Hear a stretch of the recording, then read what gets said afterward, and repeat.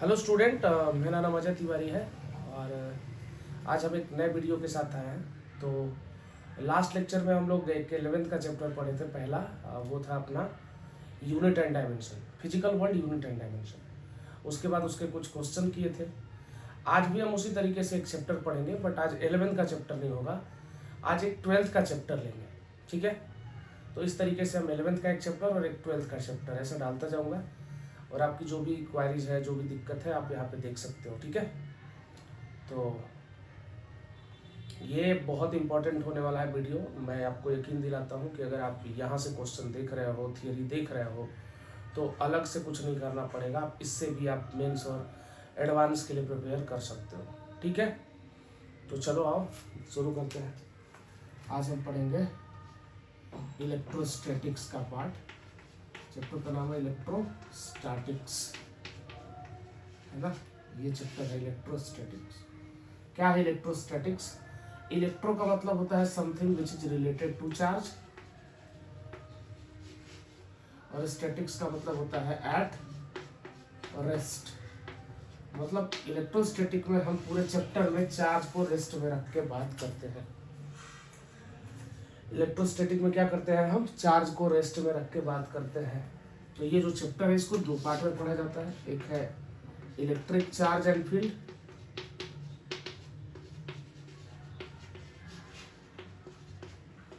Electric field. दूसरा है electric potential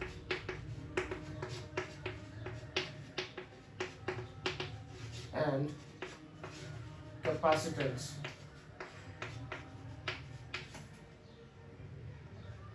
है ना। तो चार्ज एंड फील्ड एक पहला पार्ट हो गया ये, और दूसरा जो इसका पार्ट है वो है इलेक्ट्रिक पोटेंशियल एंड कैपेसिटी। तो हम इलेक्ट्रोस्टैटिक को इन दो पार्ट में पढ़ने वाले हैं। तो क्यों ना हम पहला इलेक्ट्रिक चार्ज एंड फील्ड से शुरू करते हैं। आज हम ट्राई करेंगे कि इसी के बारे में पढ़ें, फिर बाद में हम पोटेंशियल पे चलेंगे। तो आइए देखते हैं।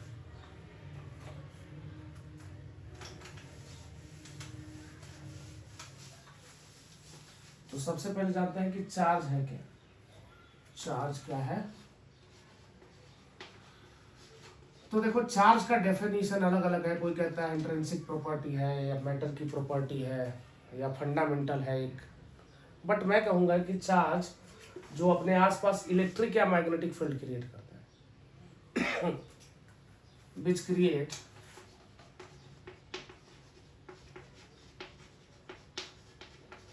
Electric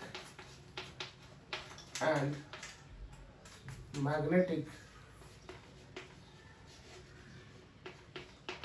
field around it। जो इलेक्ट्रिक और मैग्नेटिक फील्ड क्रिएट करता है वो चार्ज है। मतलब अगर चार्ज रेस्ट में है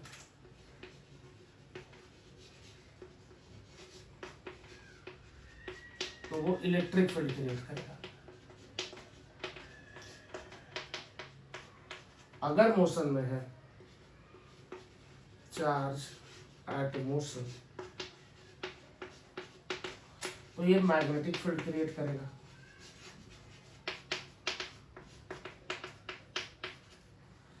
और मोशन होने के भी दो तरीके हैं।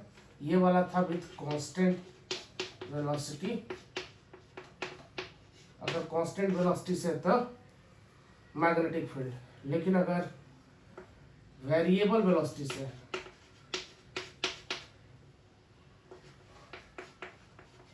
अगर वेलोसिटी वेरिएबल है, तो उस केस में क्या होगा? Electromagnetic wave, EM wave created. तो ये बात याद रखनी है कि चार्ज रेस्ट में इलेक्ट्रिक फील्ड क्रिएट करता है, मोशन में मैग्नेटिक फील्ड क्रिएट करता है, वो भी कांस्टेंट वेलोसिटी के साथ। लेकिन अगर वेरिएबल वेलोसिटी रहा तो इलेक्ट्रोमैग्नेटिक वेव क्रिएट करता है। चार्ज मैटर की प्रॉपर्टी तो है, no doubt, but definition wise जो अपने आसपास इलेक्ट्रिक या मैग्नेटिक फील्ड क्रिएट करता है, या ऑल्सो एक्सपीरियंस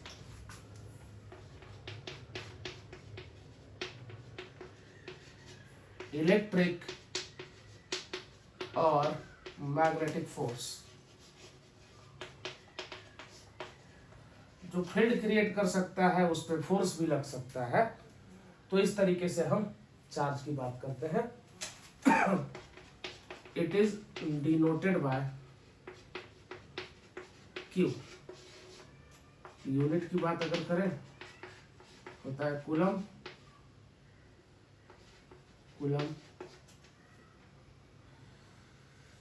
डायमेंशन की अगर बात करें तो फॉर्मूला होता है Q बराबर IT।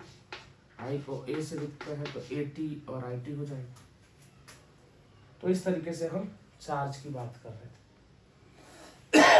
पहले हमें बचपन की क्लासेस में सिखाया जाता था कि अगर हम ग्लास रॉड को सिल्क से रगड़े तो पॉजिटिव चार्ज, एबोनाइट रॉड को बिल्ली की खाल से रगड़े तो नेगेटिव चार्ज, या बुलेन से रगड़े तो ये चार्ज क्रिएट करने के तरीके थे, ना कि ये चार्ज था। बचपन की बहुत सारी ऐसी बातें जो सिखाई गई थी कि फोर्स आइदर पुश और पुल, F बराबर है न्यूटन का सेकंड लॉ है, ये सारी बातें ना मैं बोलता हूँ गलत थी। बस हमें मतलब एक तरीके से बोला गया था कि ये बातें ऐसी हैं, ठीक है, क्योंकि न्यूटन सेकंड लॉ है rate of change of momentum is equal to force. उसके अलावा जो भी मैंने आपको बोला कि फोर्स आइदर पुश और पुल, तो देखो ना यार, मैं इस दीवार पे फोर्स लगा रहा हूं, क्या पुश कर पा रहा हूं क्या? एक कॉज है फोर्स जो किसी बॉडी पे लग के उसके पोजीशन को चेंज कर दे या चेंज करने का ट्राई करे, ठीक है। तो हर बारी पुश और पुल फोर्स नहीं होगा। तो ये सारी बातें आपको ध्यान में रखनी है, ठीक है। आइए थोड़ा आगे चलते हैं।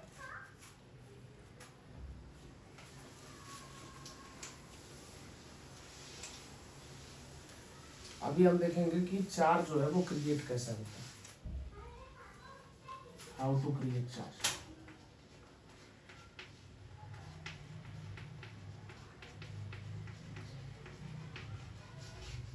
तो देखो, चार्ज को क्रिएट करने के, प्रोड्यूस करने के मेथड तो है, जैसे प्रॉपर्टी भी बताऊंगा, बट अभी क्रिएट करने के तरीके देख लो। हमें जो जानना है वो 3 है, बट इसके पहले भी मैं बोलूंगा कि एक होता है thermionic emission. Thermionic emission, thermionic emission में क्या होगा, मेटल है, मेटल समझते हो, थोड़ा इसके बारे में भी बात कर लेते हैं। एक होता है कंडक्टर जो इलेक्ट्रिसिटी को अलाउ करता है फ्लो होने के लिए, दूसरा है इंसुलेटर, नॉन कंडक्टर या इंसुलेटर। तो ये क्या करता है, ये अलाउ करता है इलेक्ट्रिक करंट या हीट को फ्लो होने से, है ना। और ये not allowed to flow current और चार्ज। ये इंसुलेटर, मतलब इसके अंदर ढेर सारे कंडक्टर के अंदर फ्री इलेक्ट्रॉन्स होते हैं। इंसुलेटर के अंदर बोल सकते हैं कि इलेक्ट्रॉन ना के बराबर होता है। तो इलेक्ट्रॉन क्या करता है कि हमें कंडक्टर में एक जगह से दूसरी जगह तक इलेक्ट्रिसिटी पहुंचाने में हेल्प करता है फ्री इलेक्ट्रॉन्स की वजह से। यहाँ पे ऐसा नहीं होता है, ठीक है। तो आई थिंक ये कंडक्टर और इंसुलेटर का मतलब क्लियर होगा। तो हम वही बोल रहे हैं कि अगर हमारे पास एक मेटल है, उसके पास ढेर सारे इलेक्ट्रॉन्स होंगे।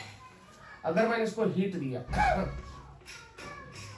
इसको मैंने हीट दिया, तो हीट दिया तो इसके अंदर जो इलेक्ट्रॉन्स होंगे ना, एक एनर्जी के बाद वो बाहर निकल जाते हैं।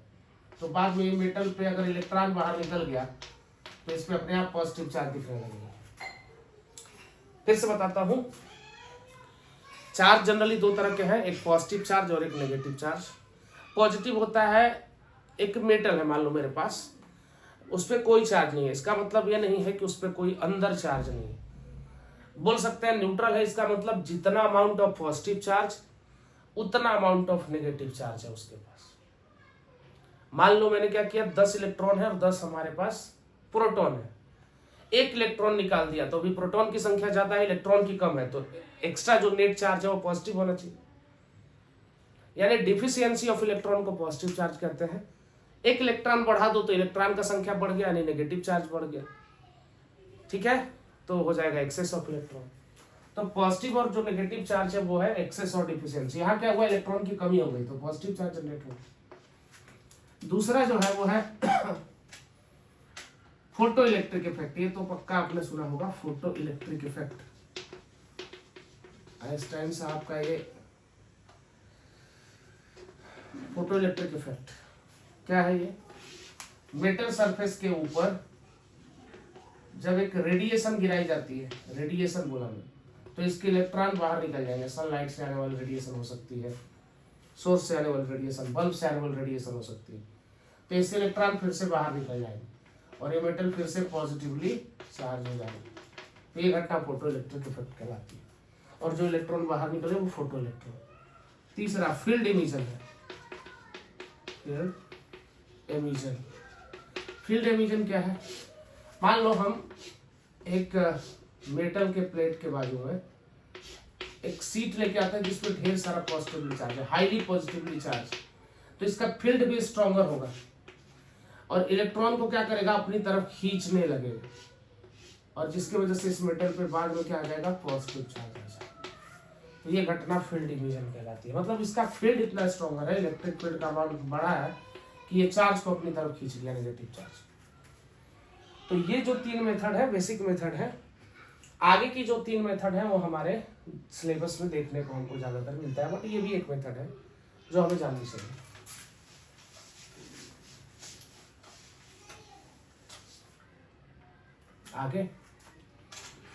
आगे जो मेथड है वो है, पहला है कंडक्शन।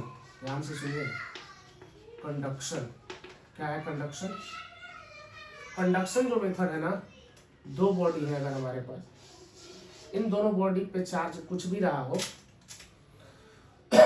मान लो एक पे चार्ज क्यों है, एक पे चार्ज नहीं है, इन दोनों को आपस में मैंने टच कराया है ना, touching each other, touching each other, ये एक दूसरे को टच कर रहे हैं, तो होगा ये कि चार्ज का कुछ हिस्सा इस पे चला जाएगा, बाद में इस पे चार्ज क्यों आ गया, इस पे चार्ज क्यों हो गया, शुरू में इस पे चार्ज क्यों था, ठीक है। लेकिन एक बात और है कि अगर ये दोनों आइडेंटिकल होते, if both are identical,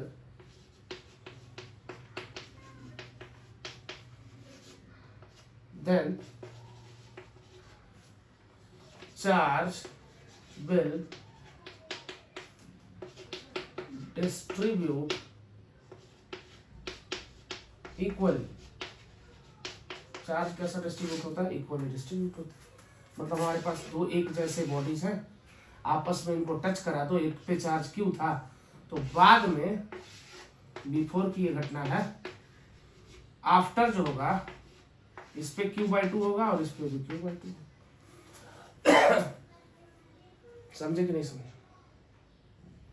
condition है कि 2 बॉडी को हमको टच कराना ही कराना पड़ेगा, ठीक है। इस तरीके से हमारा चार्ज का बंटवारा भी होगा। ये मेथड कंडक्शन कहलाती है। मतलब एक चार्ज बॉडी अनचार्ज बॉडी के कांटेक्ट में है, लेकिन ये कंडक्टिंग है, तभी चार्ज उसके पास जाता है। मतलब अगर कंजर्वेशन लगाए यहाँ पे तो बोल सकते हैं शुरुआत का चार्ज बराबर बाद का चार्ज, ऐसा, ठीक है। तो ये मेथड था कंडक्शन। आइए दूसरा देखते हैं। अगला है इंडक्शन। नाम से क्लियर है, नाम है इंडक्शन। तो ये तीसरा चौथा था, तो पांचवा देखिए मेथड इंडक्शन। इंडक्शन में क्या होगा कि हमारे पास एक बॉडी है, उसके बाजू में हम एक इस तरह की बॉडी लाएंगे जिसमें ढेर सारा पॉजिटिव और नेगेटिव चार्ज आते हैं, ढेर सारा नेगेटिव चार्ज है ना। ये है चार्ज बॉडी और ये है अनचार्ज, बट कंडक्टिंग, कंडक्टिंग तो है। अब यहाँ ध्यान रखिएगा, विदाउट टच की बात हो रही है, अब विदाउट टचिंग, इस बार टच नहीं कर रहे दोनों बॉडी आपस में। तो जैसे ही नेगेटिव चार्ज को देखेंगे, इसमें ढेर सारे जो चार्ज है, इक्वल अमाउंट ऑफ इलेक्ट्रॉन और प्रोटॉन, तो सारे प्रोटॉन इधर आ जाएंगे। अब जब सारे प्रोटॉन इस खिड़की पे आ गए तो इलेक्ट्रॉन पक्का अपोजिट जगह पे चले जाएंगे। अब होगा क्या कि इस तरीके से हमने चार्ज को एक तरफ तो बांट दिया, मान लो मैंने क्या किया कि इधर वाले पोर्शन को मैंने अर्थिंग कर दिया। अर्थिंग करने के बाद ये सारा का सारा पॉजिटिव चार्ज तो गायब हो जाएगा। अब ये बॉडी हो गई पूरी की पूरी नेगेटिवली चार्ज। तो ये जो मेथड है वो इंडक्शन कहलाता है, मतलब चार्ज को इंड्यूस करा देना। हमने नेगेटिव दिखाया, इधर पॉजिटिव इंड्यूस हो गया। अब हमें जरूरत होता अगर मान लो कि नेगेटिव का, तो हमने इस तरीके से इसको अर्थिंग कर दिया। पॉजिटिव का जरूरत होता है तो इसको गायब कर देते। तो इस तरीके से इंडक्शन मेथड में हम कर सकते हैं। अभी हमने पहला वाला सीखा था कंडक्शन। कंडक्शन में था टच करा रहा था, touching each other on body. तो दो बॉडी जब आपस में टच कर रही होंगी तो कंडक्शन लगेगा। विदाउट टचिंग चार्ज को अगर हमको इंड्यूस कराना है, दिखाना है, तो इंडक्शन में। देखो यार, कंडक्शन ना बॉडी को देख के गाना गाता है, जरा जरा टच में टच में टच में, क्योंकि टच करने के बाद ही चार्ज आएगा। और ये वाला देख के बोलता है भाई टच नहीं करना है, मतलब बप्पी लहरी है, छूना ना छूना ना। ठीक है, तो ये बात याद रखना है कि जो कंडक्शन है वो दो बॉडी को टच कराने पे होगा, जरा जरा टच में टच में टच में। और ये जो होगा वो विदाउट टच, यानी ये बप्पी लहरी है। बप्पी लहरी मतलब छूना ना छूना ना। ठीक है, तो आइए अपन देखते हैं कंडक्शन और इंडक्शन के बाद आगे की बात। तीसरा जो मेथड है, आखिरी जो इम्पोर्टेंट है, वो है फ्रिक्शन। और ये हम जानते भी हैं फ्रिक्शन क्या कहता है। फ्रिक्शन जो है, इसमें दो बॉडी को हम आपस में रब कराते हैं, है ना, रबिंग ईच अदर। दो बॉडी आपस में ए और बी आपस में रब कर रहे हैं, इस वाली जगह पे रब कर रहे हैं। होगा क्या, इसमें से जो ज्यादा इलेक्ट्रोनेगेटिव होगा, अब रब करने से हीट प्रोड्यूस हुआ होगा तो सबके इलेक्ट्रॉन इधर आ गए होंगे।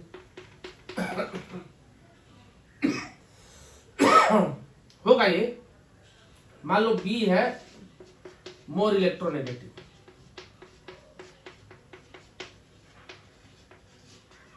जो दो बॉडी वाला डेफिनेशन सिखाया गया था ना बचपन में, रब करके चार्ज बनाते थे, तो वो एक पार्ट है बस। ठीक है, ऐसा वो डेफिनेशन नहीं था। बी ज्यादा इलेक्ट्रोनेगेटिव है तो इसके इलेक्ट्रॉन को क्या करेगा, अपनी तरफ अट्रैक्ट कर लेगा, है ना। तो इस वजह से ए के पास डिफिशियंसी हो जाएगी तो पॉजिटिव चार्ज, बी के पास इलेक्ट्रॉन की एक्सेस हो गई तो नेगेटिव चार्ज। तो इस तरीके से चार्ज दोनों पे आ जाएगा। तो ये रबिंग का मेथड है जिसको हम फ्रिक्शन भी कहते हैं। आई थिंक हमने चार्ज क्रिएट करने के जो मेथड है आपको सिखा दिए होंगे, आपको समझा होगा। आइए आगे चलते हैं।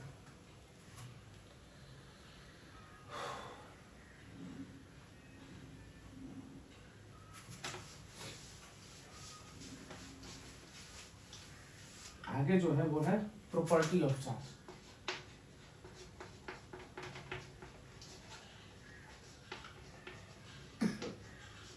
तो प्रॉपर्टी ऑफ चार्ज, चार्ज के बारे में पता है कि स्केलर क्वांटिटी है, ये स्केलर है। दूसरी बात, चार्ज कंजर्व होता है, charge is always conserve. Conserve का मतलब charge can neither be created not destroyed but it can transfer from one body to another, यानी इनिशियल चार्ज बराबर फाइनल चार्ज। पहले भी बात कर चुके हैं इसके बारे में। तीसरा है कि चार्ज क्वांटाइज्ड होता है। क्वांटाइज्ड होने का मतलब क्या है, क्वांटाइज्ड होने का मतलब है किसी भी बॉडी का जो टोटल चार्ज है वो इंटीग्रल मल्टीपल होता है किसका, उस बॉडी के अंदर स्मॉलेस्ट चार्ज या फंडामेंटल चार्ज जो कि इलेक्ट्रॉन का चार्ज होता है। एन इंटीजर है, यानी ई, 2e, 3e प्लस या माइनस कुछ भी हो सकता है इनके आगे, इस तरह के फॉर्म में मिलेगा। बट कुछ रिसेंट डिस्कवरी में क्वार्क और एंटी क्वार्क मिले हैं, क्वार्क और एंटी क्वार्क। वो देखा गया कि e/3 या -2e/3 के फॉर्म में थे, बट ये तो क्वांटाइजेशन को फिर फेल कर रहा है। बट वही बात है कि ये क्वांटाइजेशन को फेल नहीं कर रहा है, ये अनस्टेबल चार्ज है, और ये वाले जो है वो स्टेबल है। मतलब अगर ये दिखता भी है तो थोड़ी सेकंड के लिए, मिली माइक्रो सेकंड के लिए, फिर गायब हो जाता है। अरे यार, बात किसकी होती है जिसमें कुछ बात होती है, मतलब जो चार्ज थोड़ी सेकंड के लिए दिख रहा है, माइक्रो मिली सेकंड के लिए, फिर गायब हो जा रहा है, और ये कंटिन्यूअस हमारे काम आ रहा है, तो हम तो इसी की बात करेंगे ना, इस वजह से इसके बारे में अभी ज़्यादा बात नहीं होती। तो ये था अपना क्वांटाइजेशन। उसके अलावा भी हमको पता है कि लाइक चार्ज क्या करते हैं, रिपेल करते हैं एक दूसरे को, मतलब प्लस क्यू चार्ज है और प्लस क्यू चार्ज है तो क्या करेगा, एक दूसरे को रिपेल करेगा, ठीक है। अनलाइक चार्ज है तो क्या करेगा, अट्रैक्ट करेगा, ऑब्वियस है, एक प्लस है एक माइनस है, एक दोनों को क्या कर रहे होंगे, अपनी तरफ खींच रहे होंगे, है ना, तो ये अट्रैक्ट ईच अदर, ठीक है। चार्ज अगर रेस्ट में है तो इलेक्ट्रिक फील्ड, मोशन में है तो मैग्नेटिक फील्ड, कांस्टेंट वेलोसिटी के साथ, वेरिएबल वेलोसिटी के साथ है तो ईएम में। तो इस तरीके से हम कुछ बेसिक प्रॉपर्टी चार्ज का जान सकते हैं और इनके बारे में बात कर सकते हैं। और भी प्रॉपर्टीज है जो धीरे धीरे हम जानेंगे, ठीक है। आई थिंक यहाँ तक क्लियर होगा। तो इतनी बात आपको बेसिक फिलहाल तो आनी चाहिए, ठीक है। चलिए आगे चलते हैं। और भी चार्ज डिस्ट्रीब्यूट के भी कुछ तरीके हैं जो कि थोड़ा सा मैं बता देता हूँ, आगे काम आएंगे। डिस्ट्रीब्यूशन कैसे होता है चार्ज का, आइए देखते हैं। अगर कोई लीनियर बॉडी है ना, जैसे एक चार्ज रॉड है, प्लस क्यू चार्ज इस पर पूरा यूनिफॉर्मली डिस्ट्रीब्यूटेड है over its length, Q charge है, लेंथ एल है, तो इस पे जो चार्ज बांटने का तरीका होगा वो चार्ज पर यूनिट लेंथ होगा या D q by D L होगा, जिसको हम लैम्डा बोलेंगे। लैम्डा जो है वो होता है linear charge density, linear charge density lambda. दूसरा है सरफेस चार्ज। सरफेस मतलब कोई 2D बॉडी है हमारे पास, है ना, इस पर प्लस क्यू चार्ज फैला हुआ ओवर इट्स एरिया ए, तो इसको मैं लिखूंगा चार्ज पर यूनिट एरिया या D q by D A, that is sigma. Sigma होता है सरफेस चार्ज डेंसिटी।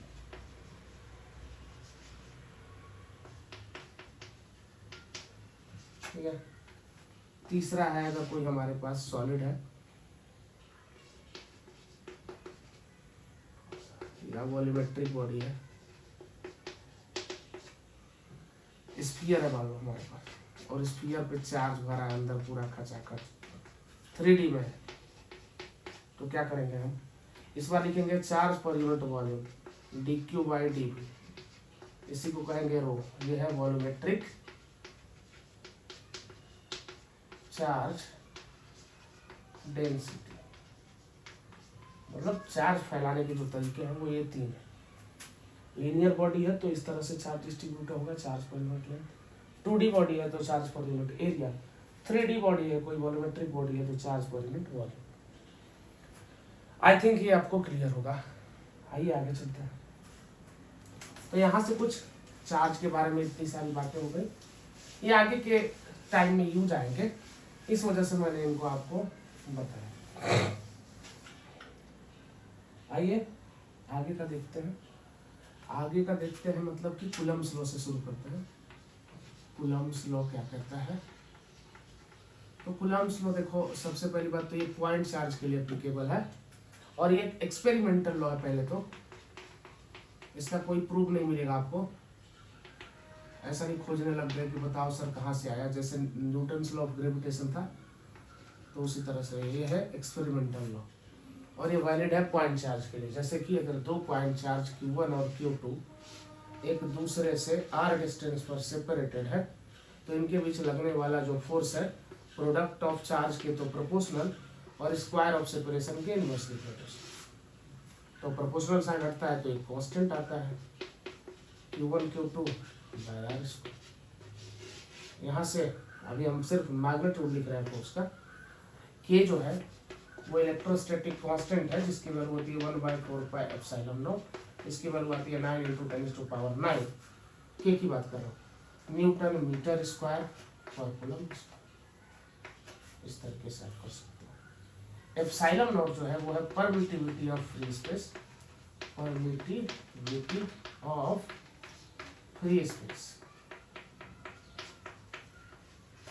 ठीक है, परमिटिविटी ऑफ फ्री स्पेस, इसकी जो वैल्यू है वो होती है 8.85 इंटू 10⁻⁻12 कूलम्ब स्क्वायर पर न्यूटन मीटर।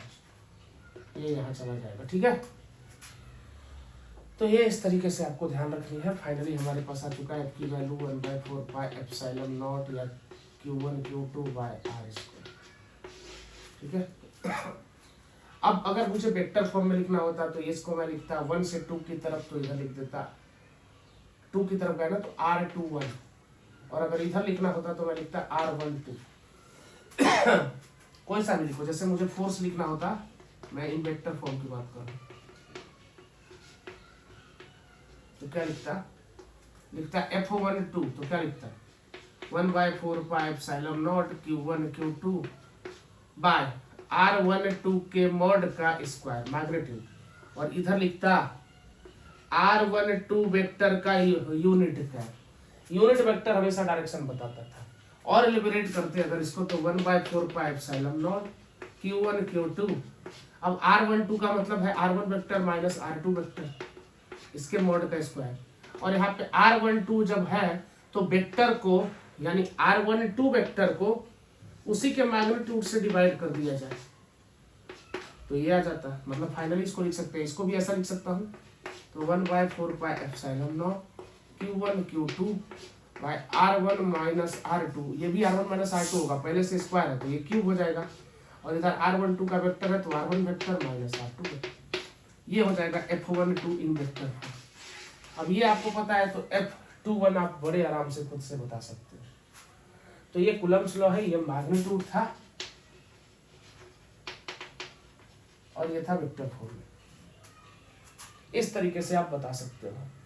देखो थोड़ा इस पे मैग्नीट्यूड पे बात करते हैं, फिर वेक्टर फॉर्म में भी लिखेंगे।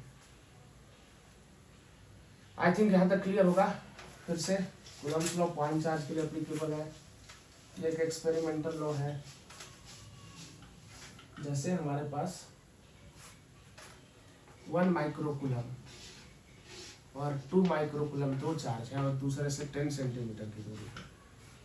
बताना है फोर्स का वैल्यू कितना होगा इनके बीच लगने वाला। बड़े आराम से बताएंगे कि 1 माइक्रोकूलम 2 माइक्रोकूलम अपॉन 10 सेंटीमीटर है तो 10 इंटू 10⁻⁻ कितना -2 मीटर में बदल दिया। के की वैल्यू कितनी होती है 9 इंटू 10⁻⁹, 1 इंटू 2 रहेगा, माइक्रो है 10⁻⁻12 हो जाएगा दोनों का मिला के, और यहाँ होगा 100 इंटू 10⁻⁻4। ठीक है क्या, ये 2 जीरो से 2 जीरो गायब कर दो तो 10⁻7 बचा है ना, ये 10⁻⁻8 बचा। अब ये हो गया अपना 18, ये हो जाएगा 10⁻⁻1, दैट इज 1.8 न्यूटन का फोर्स आया इनके बीच। ठीक है, तो इस तरीके से छोटे मोटे कैलकुलेशन हम आराम से कर लेंगे। ठीक है, तो ये था हमारा कहानी। ठीक है, अब अगर एक वेक्टर फॉर्म में इसको कैलकुलेट करना होता तो कैसे करते हैं, ये देखिए वेक्टर फॉर्म वाला, ये पहला एग्जांपल था हमारा। इस पे दूसरा देखिए,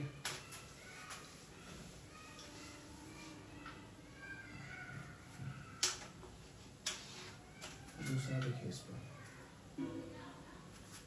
मान लो हमारे पास एक चार्ज है 2 माइक्रोकूलम जिसका कोऑर्डिनेट है 1,2,3। दूसरा जो पॉइंट चार्ज है वो है 4,3,6 ए। ठीक है, और यह है 3 माइक्रोकूलम। ठीक है, मुझे इनके बीच लगने वाला फोर्स बताना है, तो फोर्स बताना है तो F12 लिखो या F21 लिखो, वही है, डिफरेंस आएगा। अगर ये पॉजिटिव पॉजिटिव है तो एक दूसरे को रिपेल ही कर रहे होंगे, यानी ये इधर फोर्स लगा रहा होगा, ये इधर फोर्स लगा रहा होगा, तो F12 इसको 1 बोल देता हूँ, या A और B बोलता हूँ, तो FAB निकालना है मेरे को वेक्टर फॉर्म। तो क्या करूँगा, पहले तो AB वेक्टर निकालना चाहूँगा मैं। AB वेक्टर कितना है, सॉरी अगर मैं इधर बोल रहा हूँ इधर की तरफ, तो ये है FBA। ठीक है, यानी FBA निकालना है तो मतलब BA वेक्टर मेरे को निकालना पड़ेगा। तो क्या लिखूँ 4 - 1 3 आई कैप 3 - 2 प्लस जे कैप 3 - 3 3 के कैप यह जाएगा वेक्टर फॉर्म। मतलब ये आर बी ए भी बोल सकते हो, एक ही बात है इसको। अब क्या करना है 9 × 10⁻⁹ Q1 Q2 2 × 3 6 × 10⁻⁻12 और उनके बीच का सेपरेशन जो कि हमको पता है इतना है। इसका मैग्नीट्यूड लो कितना आ जाएगा, इसका मैग्नीट्यूड कितना आएगा 3 का स्क्वायर 9 1 + 9 √19।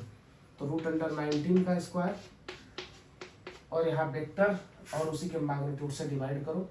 वेक्टर कितना है 3i कैप प्लस जे कैप प्लस 3k कैप, इसके मैग्नीट्यूड से ही डिवाइड करो। तो फाइनल हमारे पास है 54 10⁻⁻3। ये कितना है, ये है अपना 19 √19 और साथ में है 3i कैप प्लस जे कैप प्लस 3k। ये है हमारा फोर्स का फॉर्मूला वेक्टर फॉर्म। इस तरीके से हम वेक्टर फॉर्म में लिख सकते हैं। तो आप कोई सा भी सवाल कर सकते हो, कोई बड़ी बात नहीं है। एक आप पॉइंट 4 से रिलेटेड और सवाल करते हैं, ये दूसरा एग्जाम्पल था। आइए आगे देखते हैं।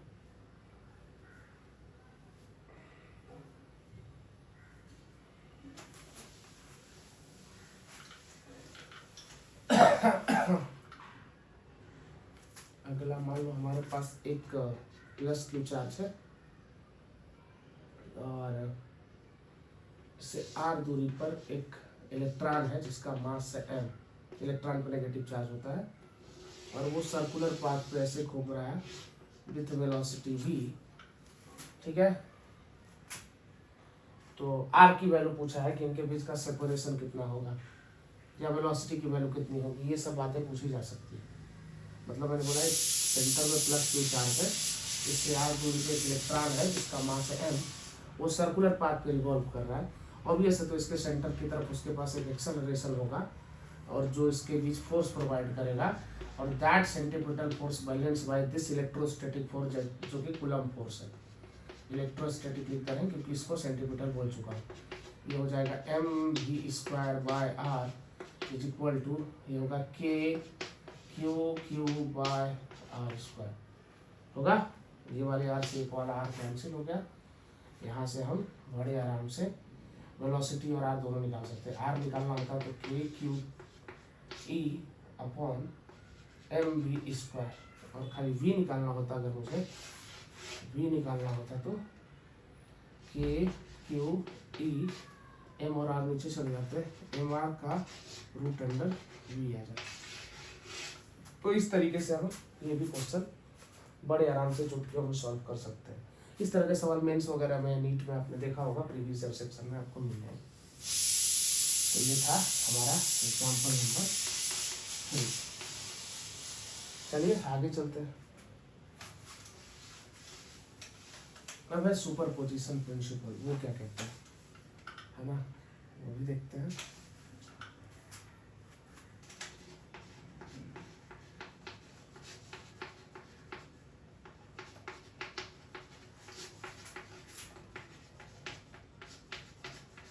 क्या कहता है सुपरपोजिशन प्रिंसिपल, कहता है एक चार्ज है हमारे पास और ढेर सारे चार्जेस की वजह से जो उस पर फोर्स लगेंगे Q1 Q2 Q3 Q4, वो सारे फोर्सेस का वेक्टर सब होगा। ये F1 हो गया, ये F2 हो गया, ये F3 हो गया, ये F4 हो गया।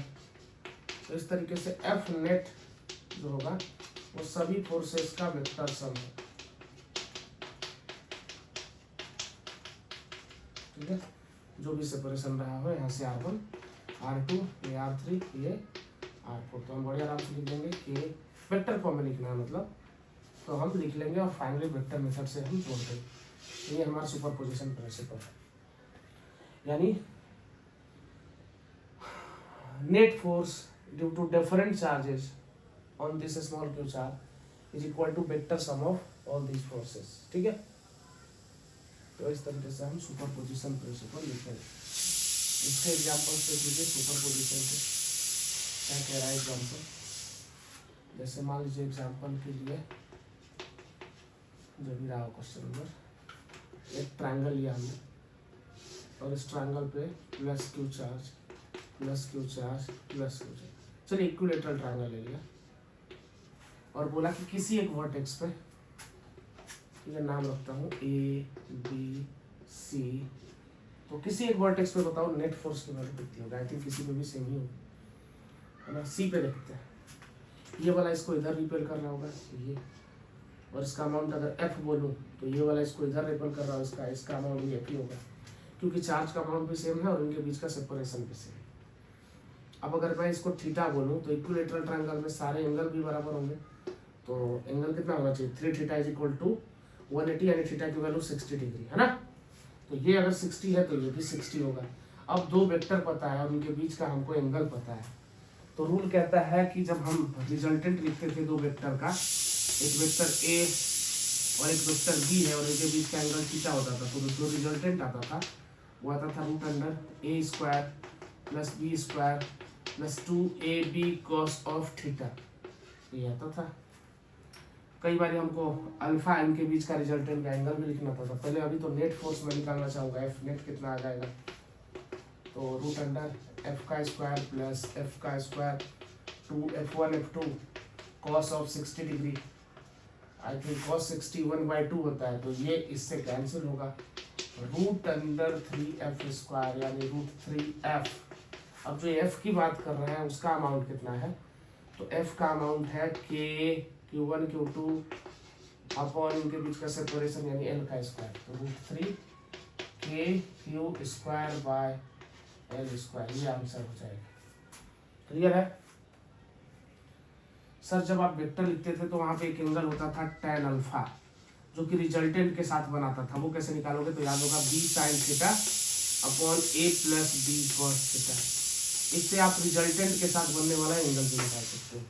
जैसे यहाँ पे पूछो कि रिजल्टेंट के साथ कितना एंगल बन रहा है, तो क्या लिखूंगा मैं, tan अल्फा बराबर b sin थीटा, b या a दोनों बराबर ही है, f sin थीटा, साइन कितना 60 डिग्री, साइन 60 कितना root 3/2 upon a plus b cos theta, cos 60 कितना 1/2, तो ये कितना आ जाएगा f रूट 3/2, नीचे आ गया 3f/2, तो ये 3 से f से f कैंसिल, 2 से 2 कैंसिल, 1/√3 अल्फा बराबर tan इनवर्स 1/√3। बताना भी नहीं था यार, 30 ही आने वाला।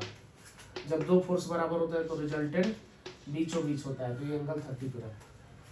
तो ये सब वेक्टर की बातें नहीं करनी है, लेकिन मैं आपको बताना चाह रहा था कि जो नेट फोर्स जो आएगी वो इनके कहीं बीच में आएगी। आई थिंक सबको क्लियर है। आइए एक और करिए।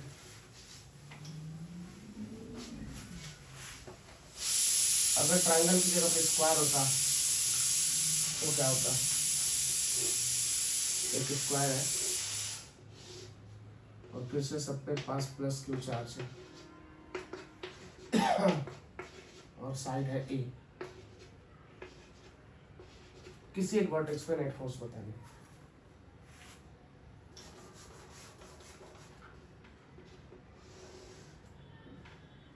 ठीक है, किसी एक वर्टेक्स पे नेट फोर्स बताने। चलिए इस पे बताते हैं।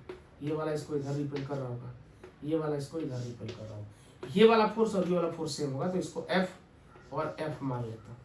लेकिन ये वाला जो है डायगोनल वाला, इसका अमाउंट सेम नहीं होगा। क्यों सर? क्योंकि साइड ए है ना, ये तो a√2 होता है, डायगोनल होता है ना। पाइथागोरस थ्योरम लगाओ, ये a है ये a है, तो ये a√2 आ जाएगा। तो इसका वाला फोर्स को मैं F डैश मान लेता हूँ, ठीक है। अब ये सब 90 होता है तो पक्का है ये भी 90 है, बीचों बीच का एंगल है, तो जाहिर सी बात है 45 आएगा। डायरेक्ट भी कर सकते थे, बट पहले इसको लिखते हैं। F की वैल्यू है कितनी, k q square bye a square. F dash का अमाउंट कितना है, k q1 q2 यानी k स्क्वायर अपॉन, ध्यान से देखो ये कितना है, a√2 का स्क्वायर यानी 2a स्क्वायर। ध्यान से देखो F डैश की वैल्यू, ये वाले वैल्यू की आधी है कि नहीं, देखो ना। अरे इसको 2 से डिवाइड कर देगा भाई, तो इतना ही आएगा ना। तो F डैश की वैल्यू F/2 है, ये भी याद रखने का। चलो अब इस एफ और इस एफ का रिजल्टेंट लिखना है, तो एफ नेट कैसे लिखूंगा, इधर ही आने वाला है, कंफर्म है, बीचों बीच ही आएगा, एफ डैश के डायरेक्शन में आएगा। कितना आएगा, तो रूट अंडर पहले का स्क्वायर प्लस दूसरे का स्क्वायर प्लस 2ab कॉस, इनके बीच का एंगल कॉस 90, और कॉस 90 होता है 0, तो ये पूरा हो गया 0।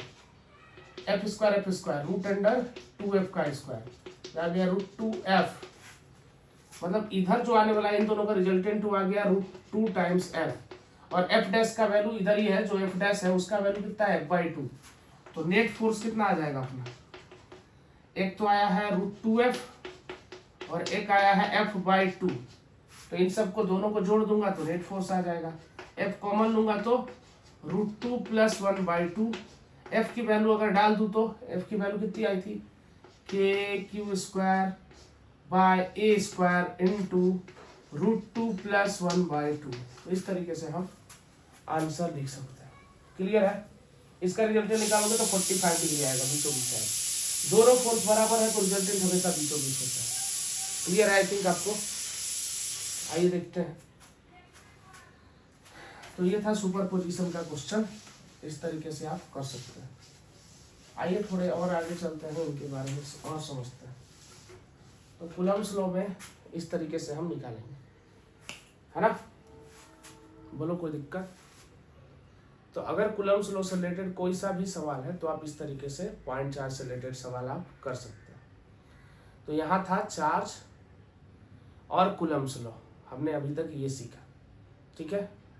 अब आगे देखते हैं इलेक्ट्रिक फील्ड, क्योंकि हम चार्ज एंड फील्ड पढ़ रहे हैं। इलेक्ट्रिक फील्ड क्या है, तो डेफिनेशन वाइज अगर मैं बताऊं तो ये होता है इलेक्ट्रिक फील्ड को हम ई वेक्टर से लिखते हैं, वेक्टर क्वांटिटी है।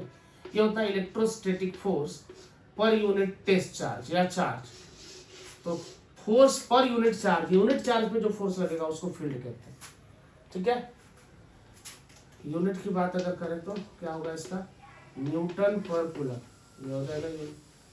प्लस चार्ज की वजह से अगर प्लस क्यू चार्ज है तो फील्ड अवे होगा, डायरेक्शन की बात करो, प्लस क्यू चार्ज के अवे फ्रॉम चार्ज, जैसे हमारे पास प्लस क्यू चार्ज है, इससे r दूरी पे अगर कोई पॉइंट P है तो यहाँ से फील्ड हमेशा अवे रहेगा ऐसा, और माइनस क्यू चार्ज रहेगा तो टुवर्ड्स द चार्ज, मतलब अगर हमारे पास माइनस क्यू चार्ज होता है यहाँ से r दूरी पे पॉइंट P पे फील्ड पूछा जाता तो फील्ड का डायरेक्शन होता, तो प्लस की वजह से अवे और माइनस की वजह से टुवर्ड्स, इस तरीके से हम इलेक्ट्रिक फील्ड का डायरेक्शन बताते हैं। वेक्टर फॉर्म में लिखना है तो अगर हमारे पास चार्ज है यहाँ से r है तो r का कैप लिख दो, कभी पहले भी बता चुका हूँ कैसे लिखते हैं। तो ये है हमारा electrostatic force per unit charge, ये हो जाएगा हमारा इलेक्ट्रिक फील्ड, और ये वेक्टर क्वांटिटी क्या है, it is a vector quantity, ठीक है। आई थिंक यहाँ तक क्लियर है, आइए आगे चलते हैं।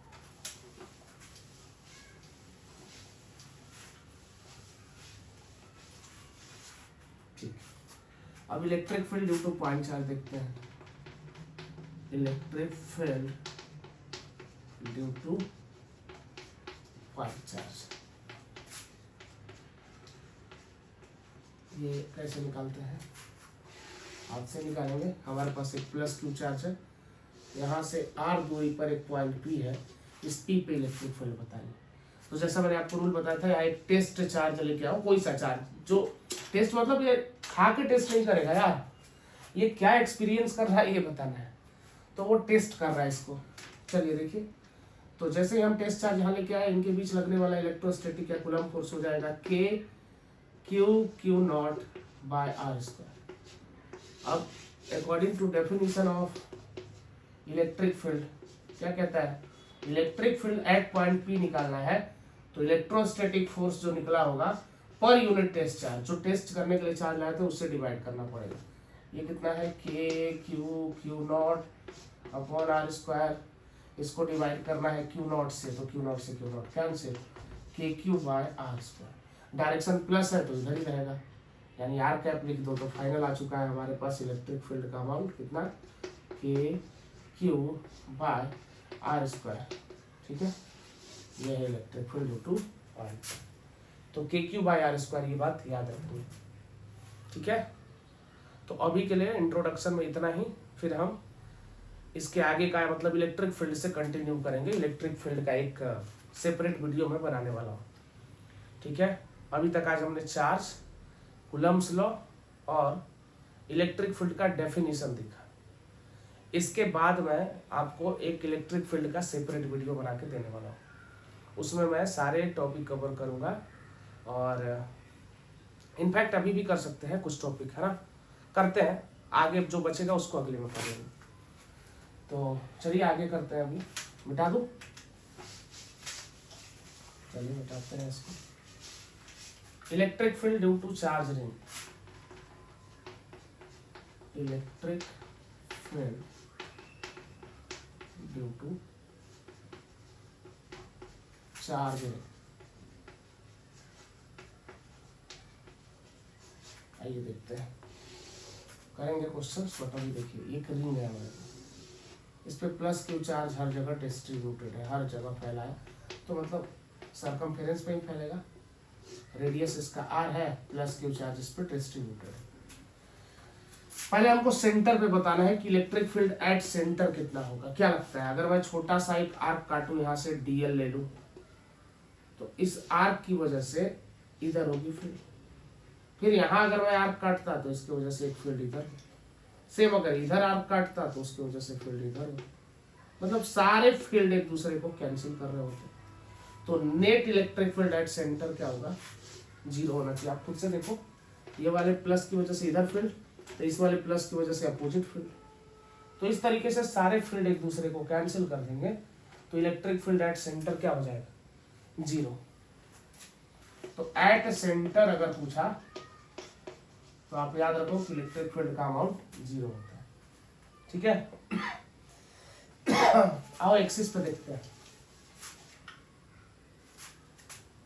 दूसरा पार्ट है एट एक्सिस।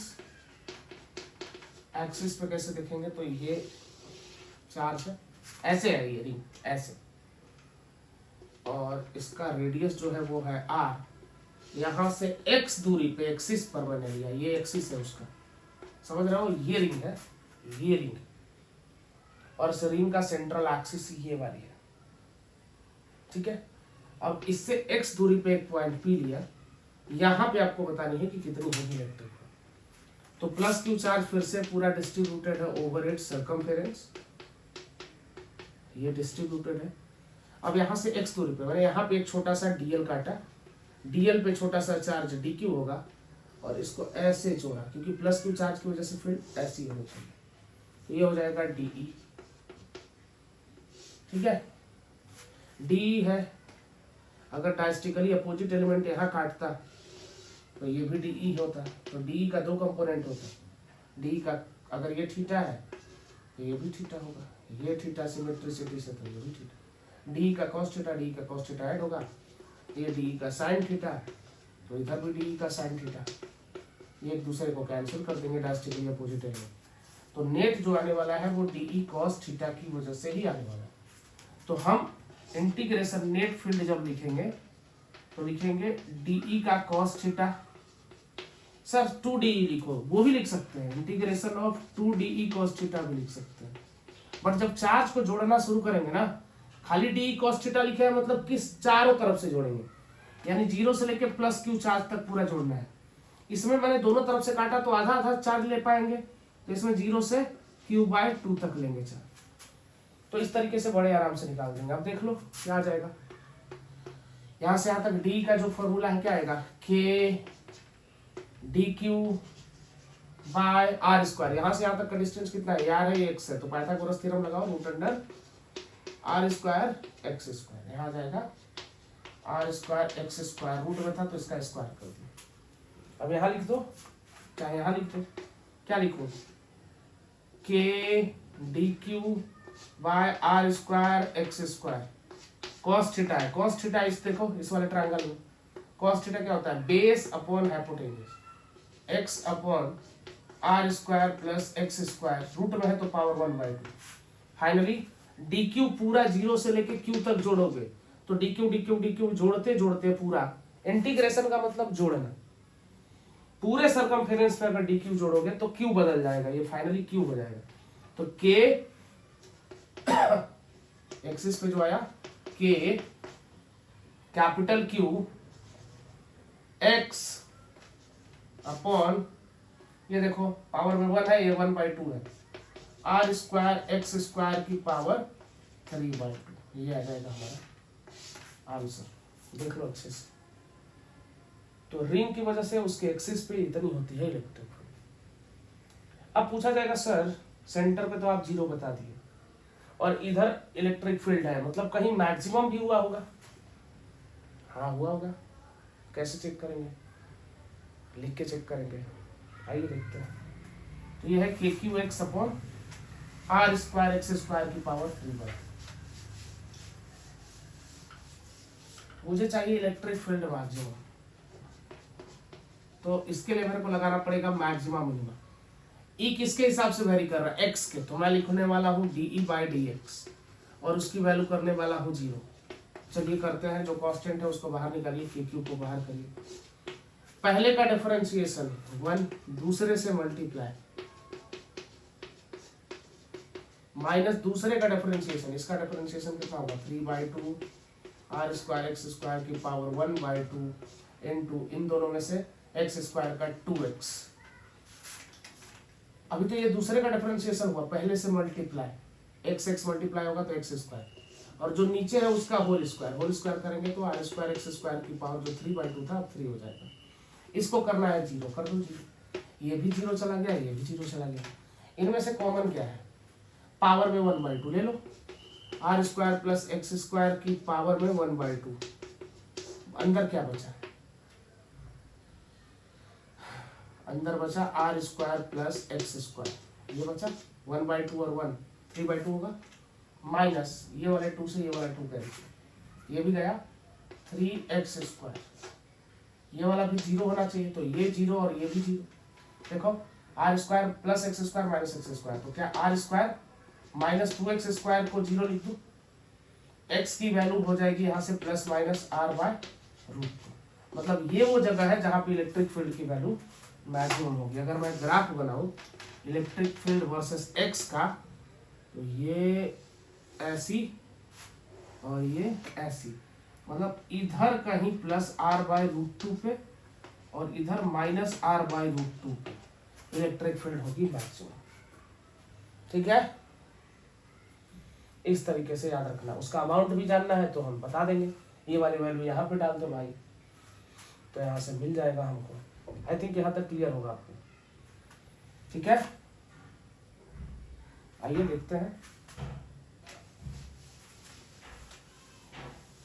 x की वैल्यू अगर मैं डालूं r/√2 तो मैक्सिमम जो वैल्यू है वो कितनी आ जाएगी? इलेक्ट्रिक फील्ड की मैक्सिमम वैल्यू आ जाएगी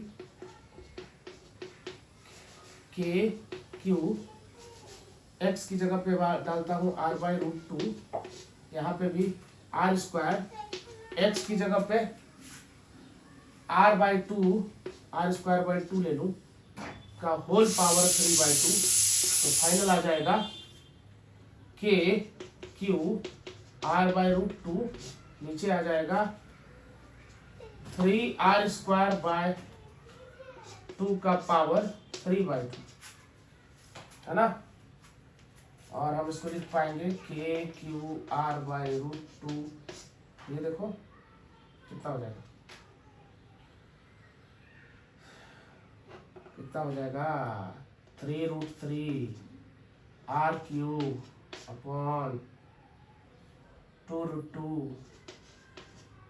ये वाले √2 से ये वाला √2 गया, और एक r से एक r गया, r², फाइनली बचा है हमारे पास 2kq बाय 3√3 r², ये आ जाएगा मैक्सिमम। ठीक है, इस तरीके से हम लिख सकते थे मैक्सिमम फील्ड की वैल्यू। तो आपको याद रखना है रिंग की एक्सिस पे कितनी होगी, उसका अमाउंट कैसे निकालेंगे, ये सारी बातें आपको याद रखनी है। यहाँ पे बहुत अच्छा एक IIT का सवाल पूछता है, मैं वो आपको बताना चाहूँगा। शॉर्ट हो गया खत्म। गिर जाओ भाई, तो गिरो। अभी इतना गिर गया कि 24 से क्या ही फर्क पड़ेगा। आइए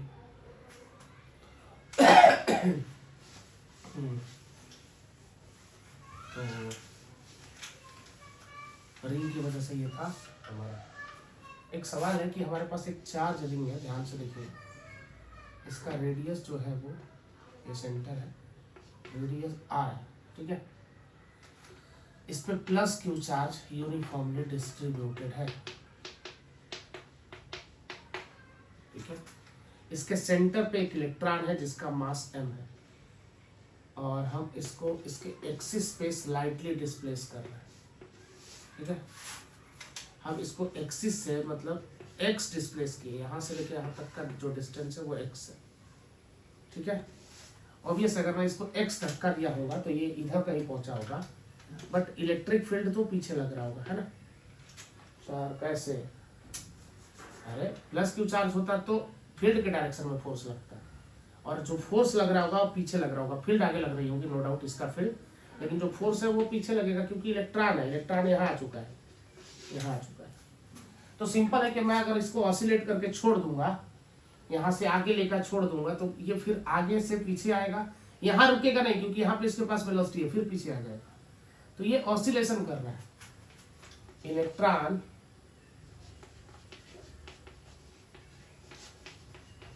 परफॉर्म SHM, इफ बोल देता हूँ, वो भी संशय है, आप चेक करना। एक electron perform SHM, find time period of SHM, कितना होगा टाइम पीरियड, ये बताइए। बड़े आराम से बता देंगे यार। यहाँ पर जब x पे इसको डिस्प्लेस करा होगा तो यहाँ पे जो नेट फील्ड आता है, इधर ही तो आता था नेट फील्ड, कितना आता था फील्ड का अमाउंट, k, इस पे प्लस क्यू चार्ज था, q दूसरा वाला चार्ज KQ x की value upon r square plus x square की पावर 3/2। ये तो फील्ड है। हमको फोर्स चाहिए, तो क्या मैं फोर्स का वैल्यू लिख सकता हूँ बराबर QE, क्योंकि हमको पता है कि electric force per unit charge ही तो फील्ड होता है। तो फोर्स की वैल्यू Q इंटू E लिख सकता हूँ। यहाँ पे चार्ज पे Q क्या है, इलेक्ट्रॉन का चार्ज, तो E into E that is E। ऐसा नहीं लग रहा किसी को, ऐसा मुंह चिढ़ा रहा है, बट ठीक है, क्या कर सकते हैं। ये आ जाएगा अपना r स्क्वायर x स्क्वायर की पावर 3/2। अब एक बात यार, x ना बहुत छोटा है, स्लाइटली डिस्प्लेस करते हैं, है ना, स्लाइटली मतलब x very very less than r, तो x स्क्वायर तो और ज्यादा हो जाएगा r स्क्वायर। x स्क्वायर को हम टेंडिंग टू 0 मान लेते हैं, तो यहाँ पे आ जाएगा EKQX, x स्क्वायर को 0 किया, x को नहीं, तो यहाँ पे हो जाएगा R3। बस F बराबर KX तो पता ही है आपको, मास इंटू एक्सेलरेशन लिख दीजिए, बराबर EKQX बाय R3। यहाँ से एक्सेलरेशन आ गया EKQMR3 इंटू x। क्या ये A बराबर ओमेगा स्क्वायर x की फॉर्म में है, ओमेगा स्क्वायर की जगह पे आई थिंक ये है, तो ओमेगा स्क्वायर की जगह पे है, तो ओमेगा की वैल्यू हो जाएगी रूट अंडर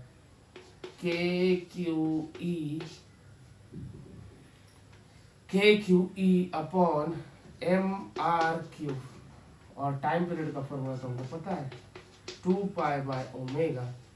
यहाँ से आ जाएगा 2π, ओमेगा की जगह पे जो भी है डिवाइड कर दीजिए, तो हो जाएगा KQE, और ऊपर चला जाएगा MR3।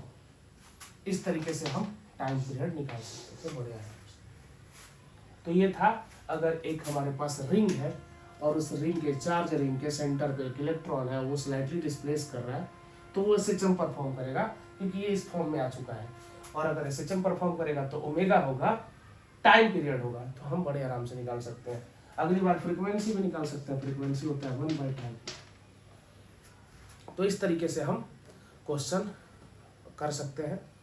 ठीक है, ठीक है। एक और क्वेश्चन करते हैं, हो सकता है आज का आखिरी क्वेश्चन हो। आइए ध्यान से देखिए।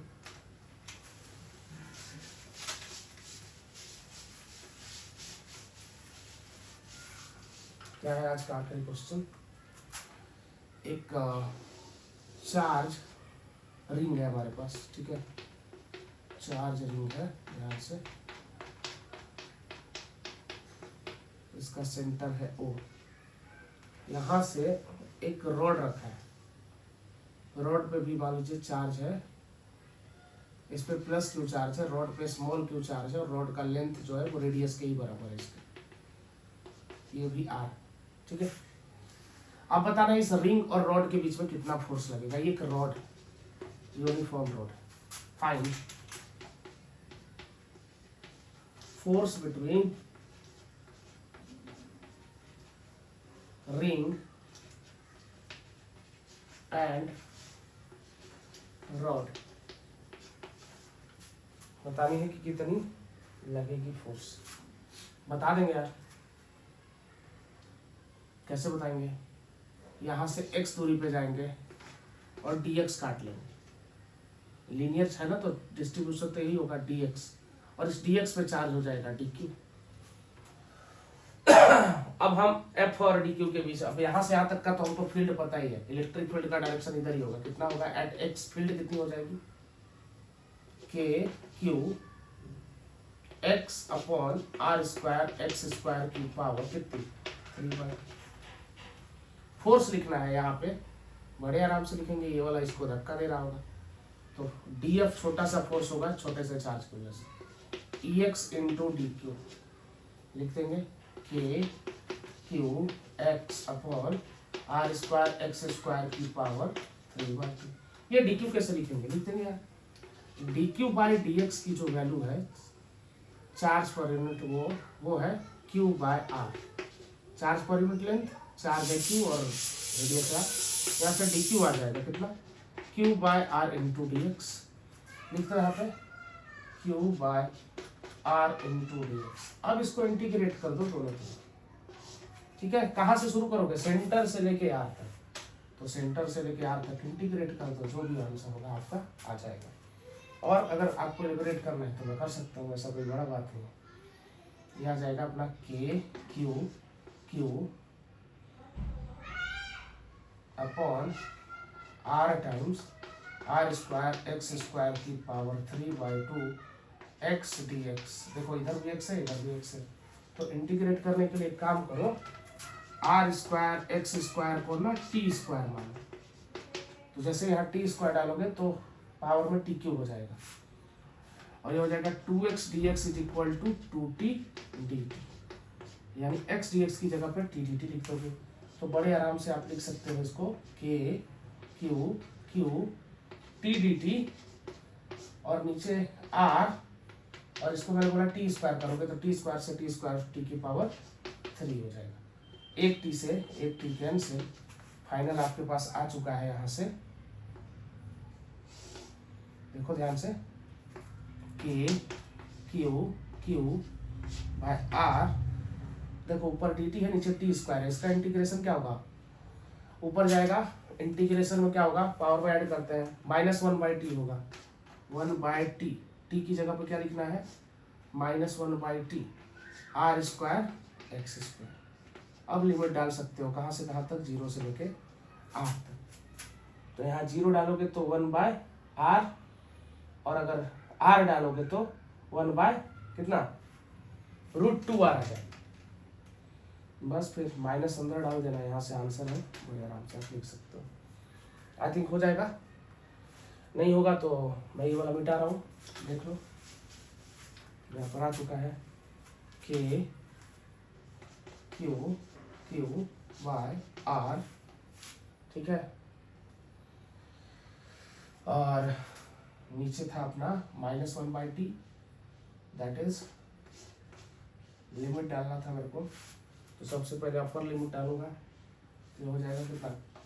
1/√2r माइनस, अब लोअर लिमिट डालूंगा 0 डालूंगा तो -1/r, माइनस अंदर भेज दो और r को कॉमन ले लो तो हो जाएगा KQ³ बाय r² है ना, और ये हो जाएगा 1 - 1/√2।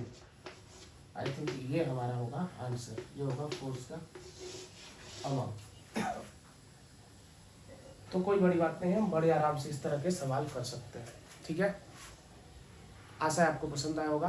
तो इसी तरीके से आप देखिए वीडियो, और चैनल को सब्सक्राइब करना मत भूलिए, क्योंकि तभी बाकी लोगों तक ये पहुंचेगा। और शेयर करिए अपने फ्रेंड के साथ जो भी जेईई और नीट और IIT के लिए तैयारी कर रहे हैं। ठीक है, तब तक के लिए थैंक यू सो मच। आग लगा दो।